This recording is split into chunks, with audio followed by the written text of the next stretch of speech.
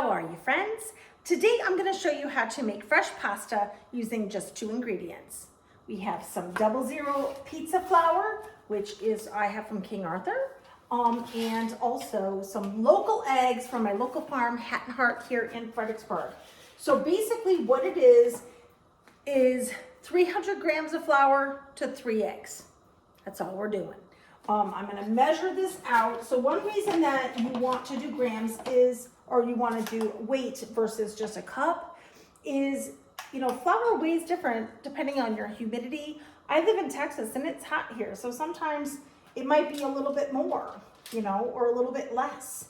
So you want to weigh this out. So 300 grams is a little over, let's see, I'm going to do this in 2 portions. Okay, so that's 150. And then we're going to do another 150.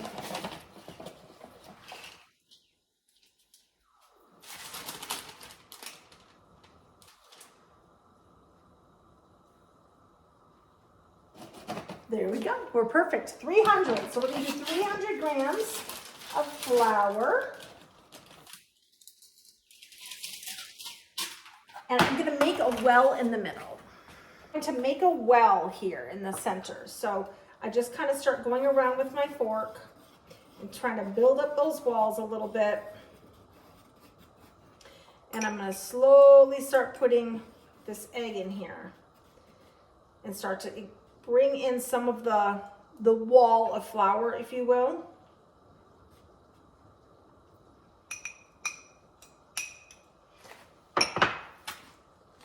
And you just keep going around as you bring it in.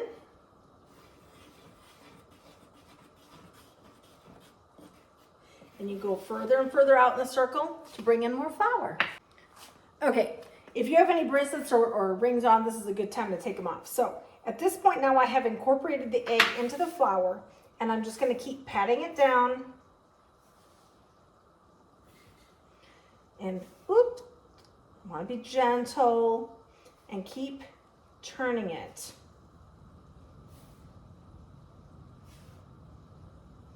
And just keep going until you have a ball, and you just keep working that in that circle.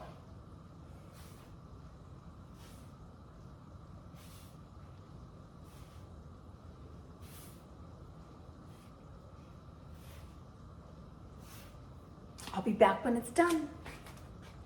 Okay, so see how yellow my dough is?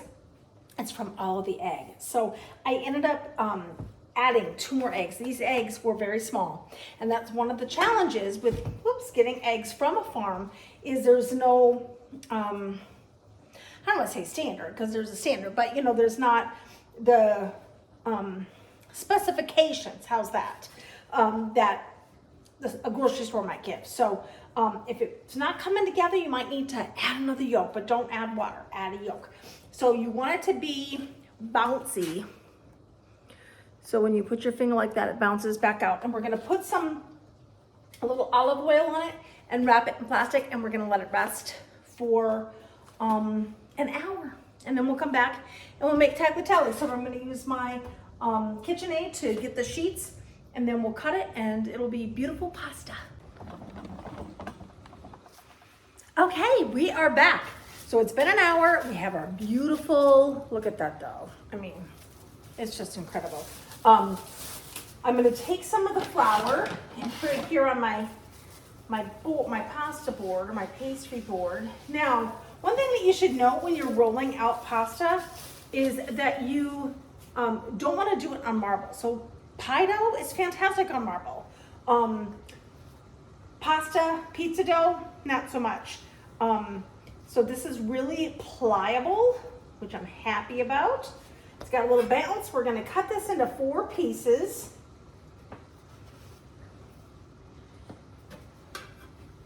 Cover the 3 of them back up over here so they don't dry out. And I'm actually going to take and cut one of the balls in half again, okay? And then I have my pasta roller here. This is set at 1, so we're going to have it go through the pasta roller a couple of times, and every time it goes through, we're going to fold it in half again. So I like to do it 3 to 4 times. This is pretty pliable, so I think 3 times will be good. And then as we go on, we're going to keep increasing. So now it's 2, and you no longer fold. Once you get to 2, you no longer fold. And then you go through it 3. You go through it 4. So one reason I like doing smaller pieces of pasta is because it's kind of rude to cut pasta. So this way it's a little less slurpy. So that's 5. Oops. We'll put this in there now. We're going to go 6.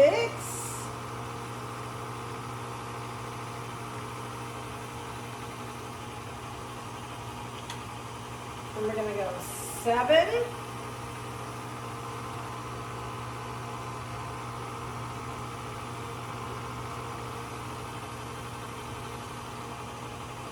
And then we're going to go 8. I'm going to just put a little flour on this because it's sticky, okay? That's why it's getting wrinkled like that. So we're going to put a little flour on it.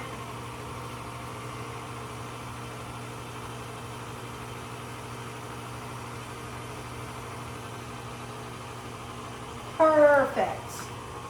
Okay, I'm going to shut that off, and I'm going to cut this with my pasta cutter, okay? Again, you want to make sure it's got lots of flour on it so it moves and it doesn't stick to itself, because you're going to take it and you're going to roll it into a little ball here. So this is my pasta roller. I got this in Italy, but they do sell them in the States. You do not have to have one of these. You can roll it and cut it out however you like. Just a knife is fine, but I'm going to show you how to do this. Okay, so I've cut my pasta dough into 4 sections, and then again into smaller sections. So I cut that one into 2, and we're going to now make some sheets with this. We're going to start it off on a 1. You want to make sure there's some flour on this so it doesn't stick to the rollers, okay? When it goes through at 1, we're going to fold it in half and have it go again. And then again. And then we're going to start putting it through each number 1 time. So now we're on the 2.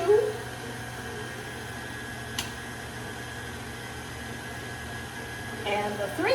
I sound like Lawrence Welk. On the 1, on the 2, on the 3. Then the 4.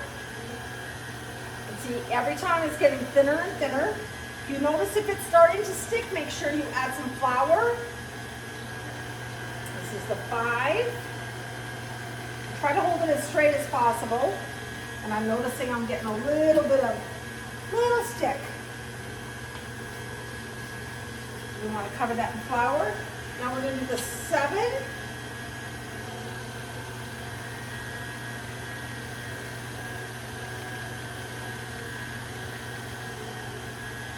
And finally, the 8.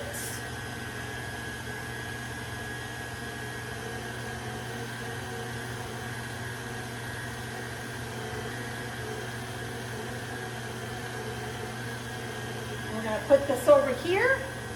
We're going to put some flour on it, and we're going to do the next one. And as soon as I have some more, I'll bring it back.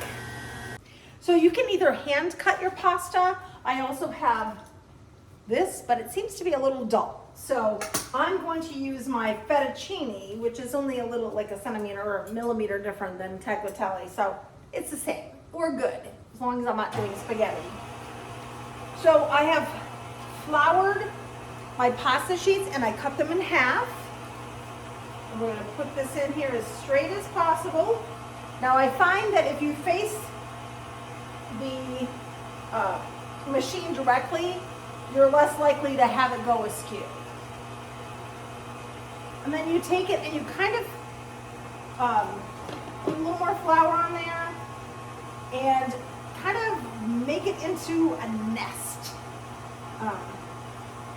Try not to drop it like I just did, but you just kind of wrap it around like a little nest and just drop it and go on to the next one.